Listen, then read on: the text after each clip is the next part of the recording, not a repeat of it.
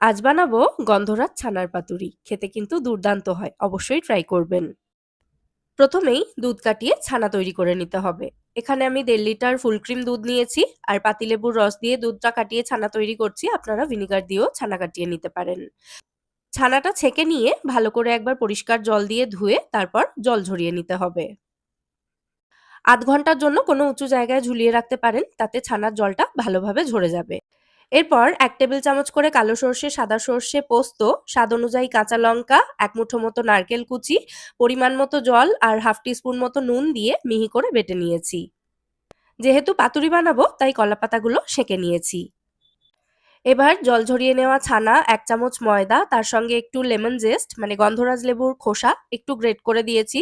গন্ধরাজ লেবুর রস দিয়েছি 4 থেকে 5 ফোঁটা মতো, সামান্য একটু নুন, স্বাদ অনুযায়ী মিষ্টি, আর ওই যে বেটে রাখা মশলাটা সমস্তটা একসাথে দিয়ে ভালো করে মেখে নিতে হবে। অল্প একটু সর্ষের তেল দিতে হবে। এবার এই ছানার যে মিশ্রণটা রেডি হয়েছে মাখার পর, এটাকেই সেঁকে রাখা কলাপাতার মধ্যে এরকম বেশ খানিকটা করে দিয়ে পাতুরির মতো করে মুড়ে নিয়ে দুপিঠ থেকে ভালো করে অল্প তেল দিয়ে সেঁকে নিতে হবে। তাহলেই পাতুরি রেডি হয়ে যাবে। মিডিয়াম ফ্লেমে এক একটা পিঠ 3 থেকে 4 মিনিট করে সেঁকে নিলেই হবে।